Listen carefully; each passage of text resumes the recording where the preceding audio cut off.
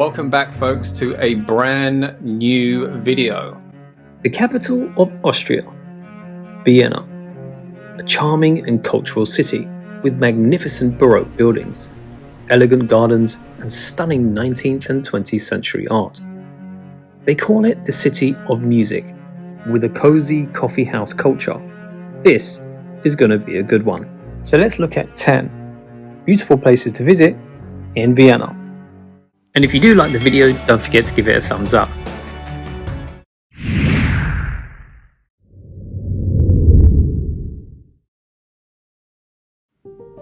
Number 1. Vienna's city centre. Now the first place you should see is the centre of Vienna, because it's an attraction all on its own. So if that sounds a little bit boring, believe me, it's not. See, Vienna is a historical city, and despite the vast number of bombs that fell in World War II, the historical centre remains largely as it once was. So let your feet take you along the pedestrianised routes and enjoy your surroundings. Just imagine a UNESCO World Heritage that stretches across 3 square kilometres.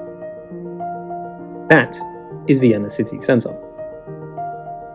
In fact, the old town just brims with history. Palaces, classical music venues, coffee houses, and of course, the beautiful buildings. It's just a stunning city.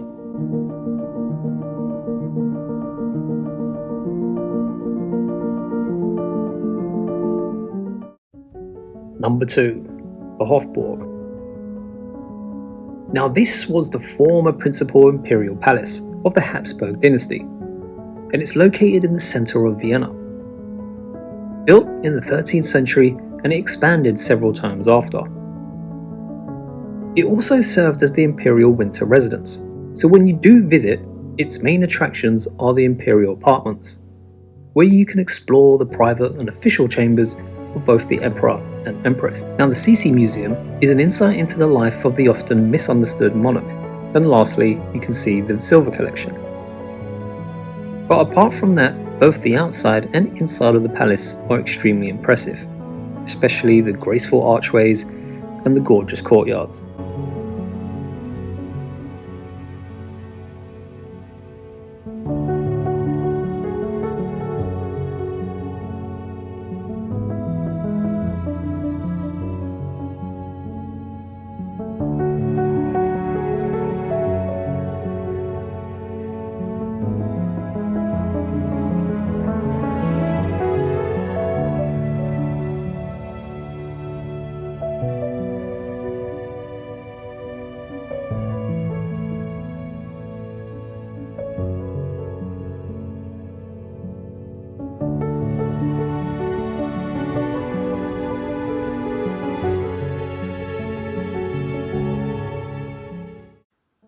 Number 3.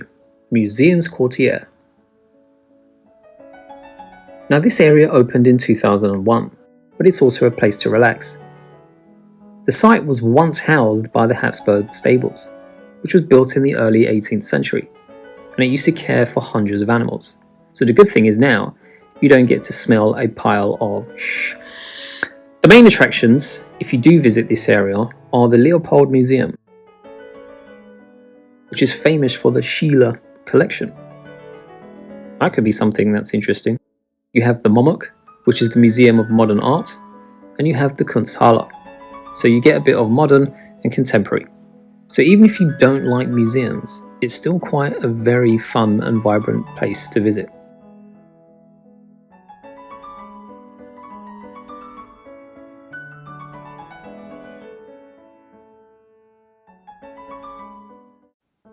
Number 4.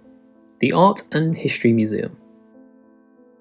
Now just 5 minutes away, you have both the Art and the History Museum, which is located in a spectacular building, sweeping staircases and huge rooms, and it's home to various types of art from around the world. But you'll also see wonderful paintings on the ceilings, and especially the dome, so don't forget to look up. And then you come across the Natural History Museum, which has a collection of precious stones, minerals, fossils, skeletons of animals, and everything else. But even for children, there's a digital planetarium, so that's a great day out with the family. And again, the bonus is just a few minutes walk from the museum's Courtier. Perfect.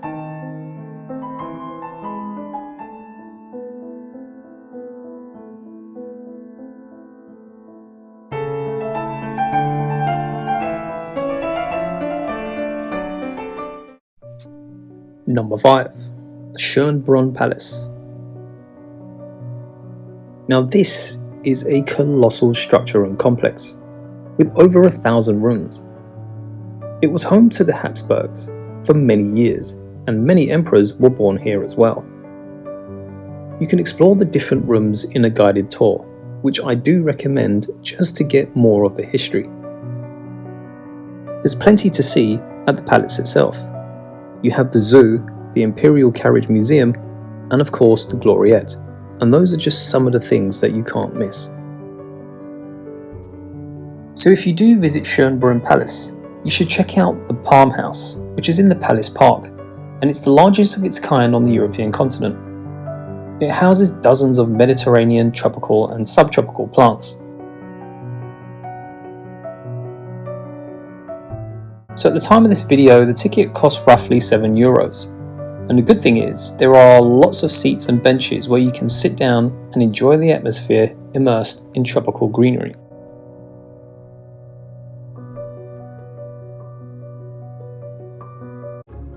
Number 6. St. Stephens Cathedral.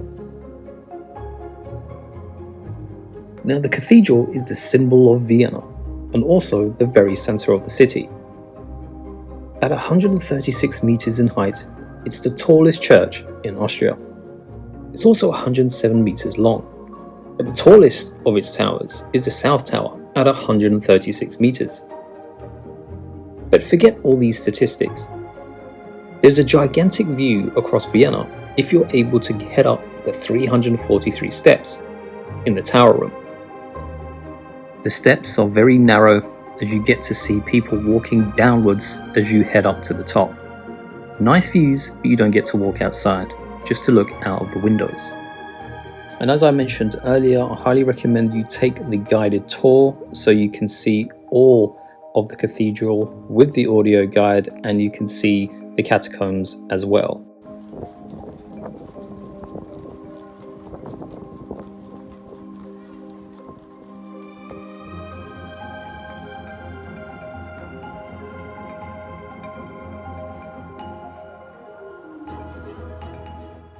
The Belvedere Museum. Now this palace is a gigantic palatial complex that used to be the summer residence of Austrian princes back in the 1600s. So it's a museum that's split into an upper and lower Belvedere. And the two palaces feature some amazing architecture, especially the green domed semi-towers. So when you do visit, you will see a collection of artwork, decorated staterooms, and all surrounded by beautiful gardens. The upper Belvedere has the largest collection of paintings, but if you're looking for an in-depth experience into the Belvedere, the best way is to get a private tour.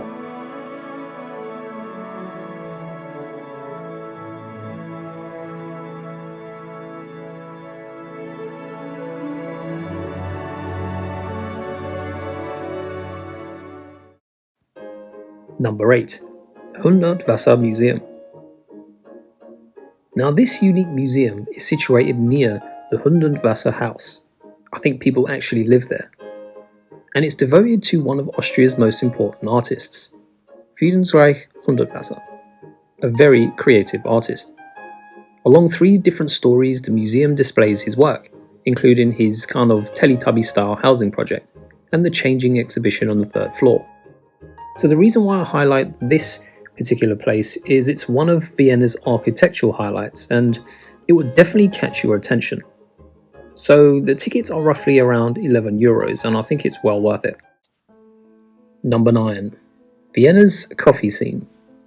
Now this is going to be my favourite on this list, because no visit to Vienna would be complete without enjoying its local coffee scene.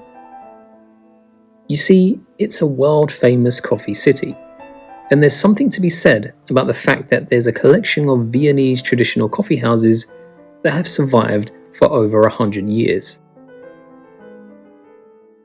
So if you are watching this video and you are seen in Starbucks, I will personally make sure that you are removed from the city.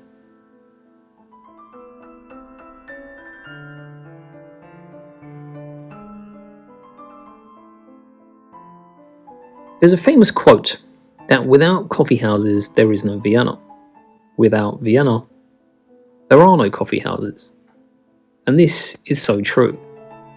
The city's soul has lived and been brought to life in these, how can I put this, holy places that serve coffee for many, many years. So my advice to you is to go out there, find a wonderful cafe, even Cafe Central, sit down, relax, and just really enjoy the environment.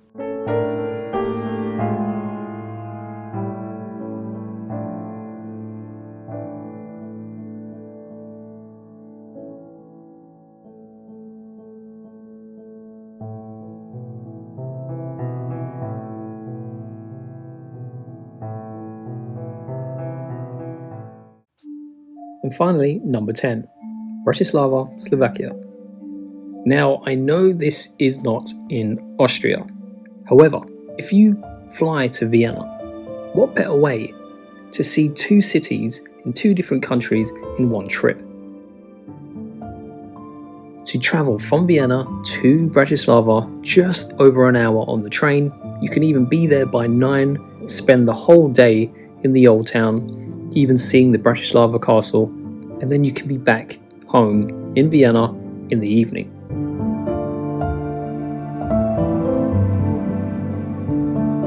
So that's just a taste of Vienna. I will be making another video showing all different types of places that you can visit and a couple of hidden gems as well. But I highly recommend that you purchase the Vienna City Pass. Reason being, if you are going to visit lots of museums and attractions and public transport, this is the best way to get everything all inclusive in your purchase. So highly recommend that you do that, but I will leave some information in the description below. Thanks for watching. Comment below if you've been to Vienna. Let everyone know what you think of the city, and I will see you all on the next one. As always, be good, be kind, and be careful. Peace!